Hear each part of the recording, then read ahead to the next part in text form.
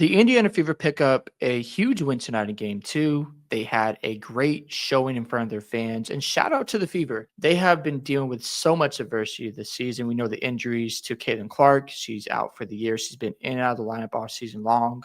The injury to Sophie Cunningham out for the year. We saw Colson go down, Ari McDonald, who they picked up in the middle of the season. And of course, Bibby showcased some skills with her shooting. And then Dantas had a concussion during this playoff run. It's been injury after injury, but the Fever keep on playing and showing their resiliency. And tonight was a great display of basketball from the Fever. They were great all night long with the energy. And it makes sense. It's an elimination game. They play with a ton of desperation. And you got to give credit to Stephanie White for a couple of things. Number one, Tipson came in early. And I love that decision because she had a ton of energy. Aerial Powers, I want to talk about her. 7 rebounds for a guard. I think you got to give her at least 15 minutes in game 3, because if she can go out there, even if she doesn't score a lot of points, the fact that she's hustling, she had this offensive rebound that created a 3-point play. It set the tone early in the game for the Fever. And it showed that the Fever are not going quiet into the night. We saw Turner get a block shot, and the Fever had some great production from the bench. 9 points from Tipson, 4 points from Turner, Petty 3 points, Powers 3 points. And again, plus 16 from Petty. You could say, oh, -2 from Powers, but you got to look at the rebounding. She was all over the place, and that set the tone for the Fever all night long. And you look at Alicia Gray, I don't expect her to shoot 4 of 16 from the field in game 3, because the Dream are -6.5 points to win game 3. All the pressure shifts to the Dream because the Fever are injured. They're decimated, and the Dream have to win that game. If it's close and it's a situation where Kelsey Mitchell is shooting the ball well, and she's got over, I think she has to score at least 25 points for the Fever to even have a chance, in my opinion, in game 3. But if she's hooping and she's getting to her spots and she has some ability, not just some ability, but she's willing to play make a little bit, because there were situations where they tried to double Mitchell and she was being a willing passer when there was better shots available on the court. The Fever are going to be in this game. It's going to be very interesting to see how the Dream handle that pressure.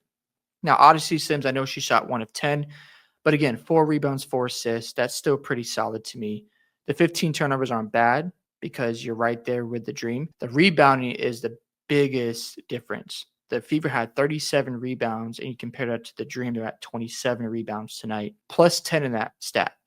If the Fever go into this game against the Dream, they can keep the margins close. You have to expect the Atlanta Dream's role players to be better at home. You also have to expect that a role player from the Fever might not be as good on the road. You just can't be surprised by that. But if Tipson gives him some energy, whether it's on the glass or it's defense, and even if she doesn't get 9 points, if Powers gives him like 10 points or Turner gives him 8 points off the bench, and Natasha Howard, again, Howard was great tonight. She was running in the lanes where she needed to be. She was putting pressure on the defense, get into those open spaces for those easy layups. She was cutting into the right spots. I loved her energy tonight.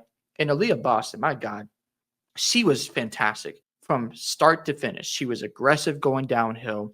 She was very decisive, whether she was playmaking out of double teams, avoiding double teams to finish at the rim. And she was very aggressive all night long, very decisive. And that's what the Fever are going to need in game number 3. She was 7 of 12 from the field. Mitchell was 6 of 13 from the field. Your 2 best players on this team, I'm not saying they're better than Clark, but the current roster, they both have to show up in game number 3. If they can both give you over 20 points, like I said, if Mitchell's over 25, if Boston's at 20, 22 points, and they get some production from Howard. And Lexi Hall, she's more of your defender, and she can, rebound the basketball at a high level. The Fever are going to have a chance. And if they can find a way to frustrate Alicia Gray, I don't think she's going to shoot 4 of 16, but let's say she shoots 7 of 18.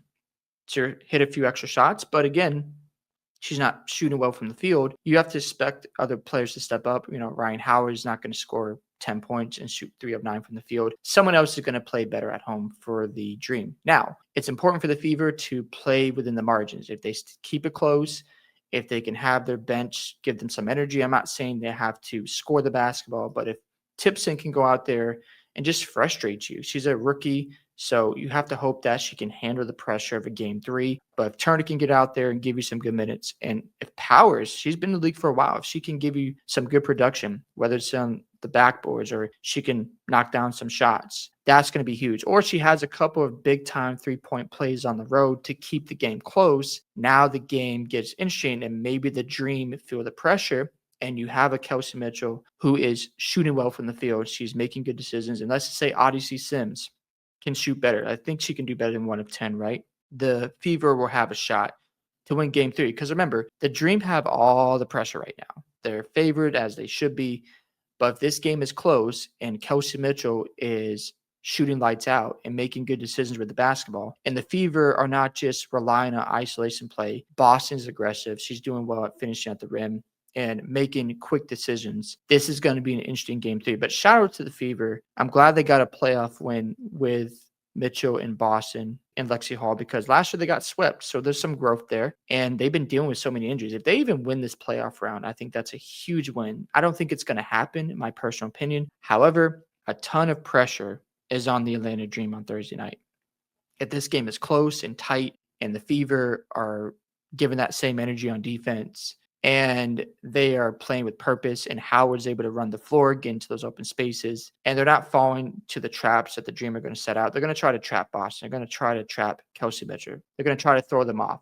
If they can move the ball and make crisp passes, because again, Sims and Mitchell aren't the greatest playmakers, but if they can be very sharp in this field, then the Fever will have a chance. And if Boston's being as aggressive as she was tonight, not turning the ball over. Again, 1 turnover is great. If Sims and Mitchell can be under 3 turnovers in game 3, the reason why I bring up that stat is because you don't want to be the road team turning the ball over so much, because that gets the crowd in the game and gets that momentum for the home team.